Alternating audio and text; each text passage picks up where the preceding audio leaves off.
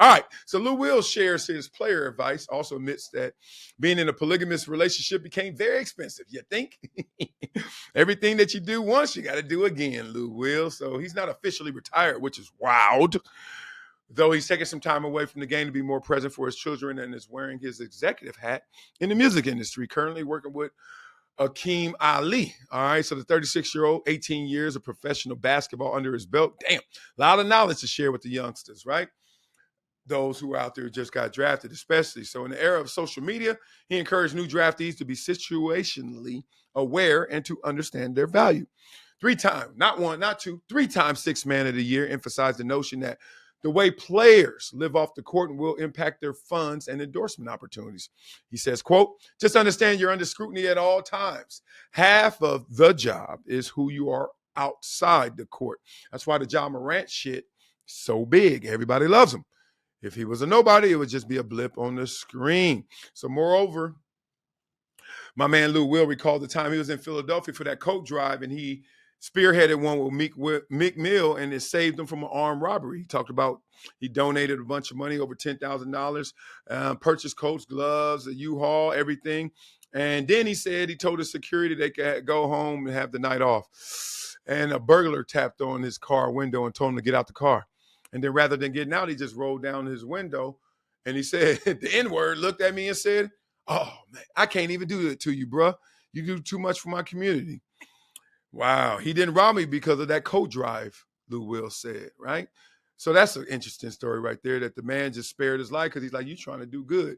Damn. You know what that says about how that man feels about himself? Forget about Lou Will, because he's like, wow, basketball stars, wow, man in the community, a great heart. He's saying, damn, I'm only trying to get the bad ones out here, or the people I don't know, because I don't know myself. And what I do know of me is bad.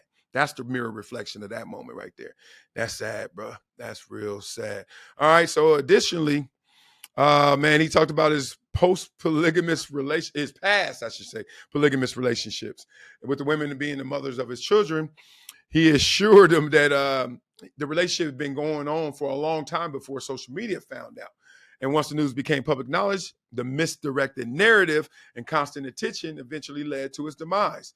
Big Bank, who he was getting interviewed with, was curious to how the three-way encounter worked out. Freak, nasty. Nah, he ain't like that. He said, man, that shit expensive. Everything coming twos. It sound good, but that shit expensive. That's what Lou Will said. He said, to the youngsters out there, keep your nose clean, mind your business. That's been very beneficial to me. Staying out of shit, that don't got nothing to do with me. All right. Now, Lou Will really took it hard when he became Lemon Pepper Barbecue Lou during COVID, during the bubble, when he was excused for an absence to go to a funeral. On the way back to the bubble, decided to go to Magic City strip club to go get some wings because the food bangs there. I will attest to it. Bang, bang.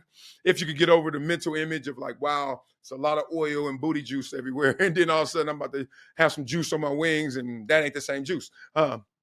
Right. So it took me a second to, when I was in Dallas, even way before this, I was like, damn, I ain't going to no strip club for the food. Then I took a bite. I was like, yeah, I am. Yeah, I am. I was like, damn, I was like, y'all country out here eating food at the damn strip club. That's nasty.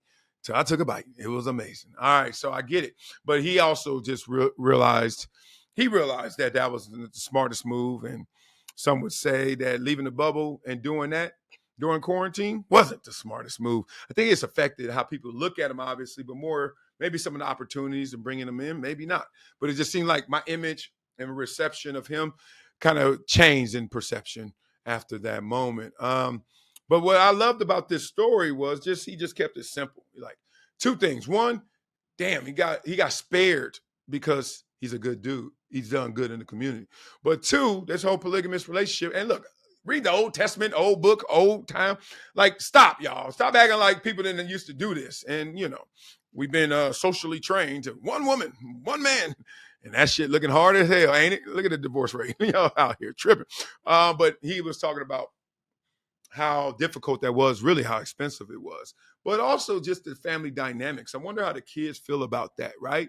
Like shared experiences, because it could be traumatic. I have 4 kids, but it's 2 different mothers, right? One, my wife now, and one, my ex-fiance, who was never my wife. And I'm sure if I dive into the dungeon of my daughter, that's still painful because I know she cries at times, and I know we cry at times when we discuss just how we didn't have all of our time together. It's amazing that the only currency these kids really want is just time, presence. How do they spell love? Kids spell love Time. They don't spell it like we do, Love. They spell it Time, right? And that's real. So through all his endeavors, through all his adventures, and Lou Will's a monster, beast, great dude, big heart, baller. Just hope that those kids are getting their love. I mean, their Time.